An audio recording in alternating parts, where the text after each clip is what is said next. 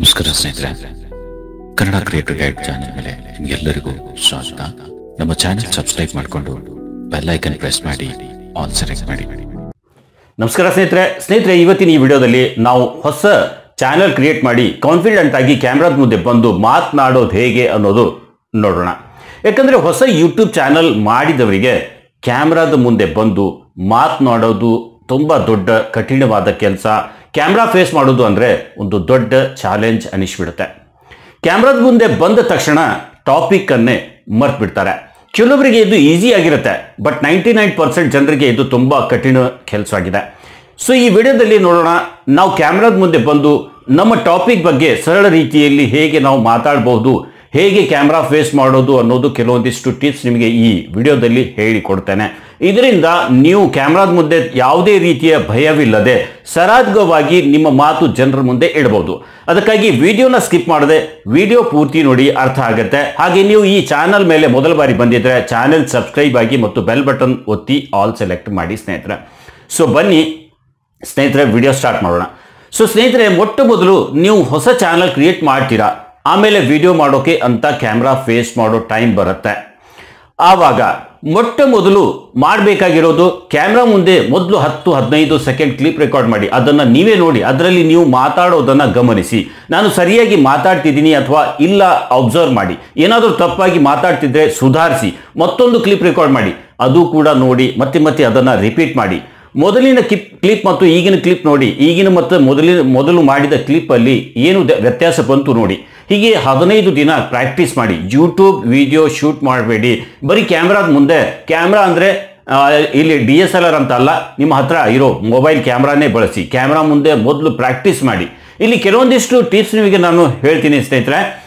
Camera ಮುಂದೆ ಬರುವಾಗ ಯಾವುದೇ ರೀತಿಯ ಅವಸರ ಇರಬಾರ್ದು.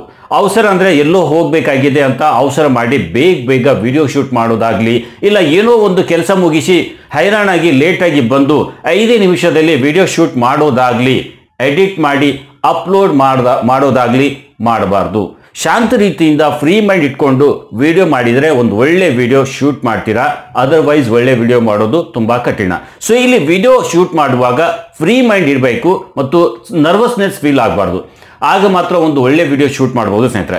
ಇದು ಕೂಡ ಹೇಗೆ ದೂರ ಮಾಡ್ಬೋದು ಅದು ಕೂಡ ನಾನು ಮುಂದೆ ಹೇಳ್ತೀನಿ. ಬಟ್ ನೀವು ಮಾತ್ರ ಈ ಪಾಯಿಂಟ್ಸ್ ನೆನಪಿಡಿ ಸ್ನೇಹಿತರೆ. ನಿಮ್ಮ ಹತ್ರ ಟೈಮ್ ಇರಬೇಕು ಮತ್ತು ಯಾವುದೇ ರೀತಿಯ ಸ್ಟ್ರೆಸ್ ಇರಬಾರ್ದು.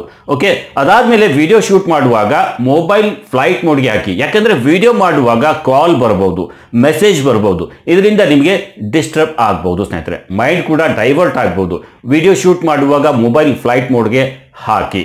ಅದಾದಮೇಲೆ ವಿಡಿಯೋ ಶೂಟ್ ಮಾಡುವಾಗ ನೀವು ಕ್ಯಾಮ್ರಾದ ಡಿಸ್ಪ್ಲೇ ನೋಡದೆ ಕ್ಯಾಮ್ರಾದ ಲೆನ್ಸ್ ಕಡೆ ಗಮನ ಕೊಡಬೇಕು. ಅಂದರೆ ಕ್ಯಾಮ್ರಾ ನೋಡಬೇಕು. ವಿಡಿಯೋ ಶೂಟ್ ಮಾಡುವಾಗ ನಿಮ್ಮನ್ನು ನೀವು ನೋಡಬಾರ್ದು.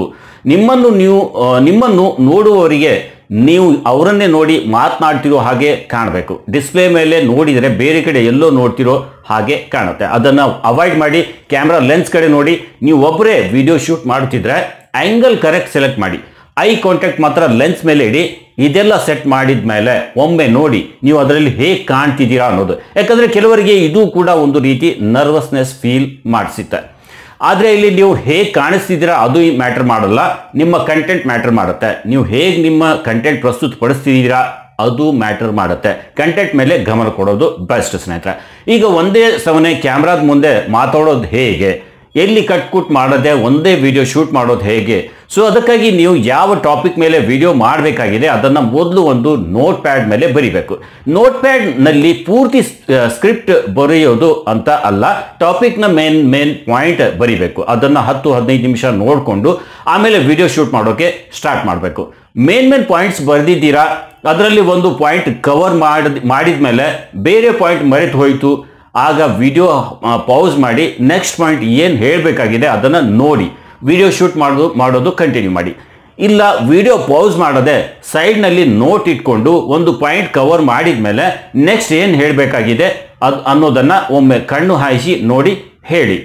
ಆಮೇಲೆ ನೀವು ವಿಡಿಯೋ ಎಡಿಟ್ ಮಾಡುವಾಗ ಏನು ಸೈಲೆಂಟ್ ಆ ಪೋರ್ಷನ್ ಇರುತ್ತೆ ಅದನ್ನು ಡಿಲೀಟ್ ಮಾಡಿ. ಸ್ಟಾರ್ಟ್ನಲ್ಲಿ ಒಂದೇ ವಿಡಿಯೋ ಎಲ್ಲಿಯೂ ಕಟ್ ಮಾಡದೆ ವಿಡಿಯೋ ಮಾಡೋದು ತುಂಬ ಕಷ್ಟ ಸ್ನೇಹಿತರೆ. ಸ್ವಲ್ಪ ತಪ್ಪಿದ್ದನ್ನು ಡಿಲೀಟ್ ಮಾಡಿ ಸರಿ ಹೊಂದಿಸಿ ವಿಡಿಯೋ ರೆಡಿ ಮಾಡಿ. ಹೀಗೆ ಕೆಲವು ದಿನ ಹೀಗಾಗತ್ತೆ ಸ್ನೇಹಿತರೆ. ಆಮೇಲೆ ಇದು ರೂಟೀನ್ ಆಗುತ್ತೆ, ಎಲ್ಲಿಯೂ ಕಟ್ ಮಾಡೋ ಅವಶ್ಯಕತೆ ಬೀಳೋಲ್ಲ. ಸೊ ಹೀಗೆ ಮೇನ್ ಟಾಪಿಕ್ ನೋಟ್ ಮಾಡಿ ವಿಡಿಯೋ ಶೂಟ್ ಮಾಡಿ ಈಸಿ ಆಗುತ್ತೆ. ಹೊಸ ಯೂಟ್ಯೂಬರ್ಗಳಿಗೆ ಈ ಪ್ರಾಬ್ಲಮ್ ಫೇಸ್ ಮಾಡಬೇಕಾಗತ್ತೆ ಸ್ನೇಹಿತರೆ.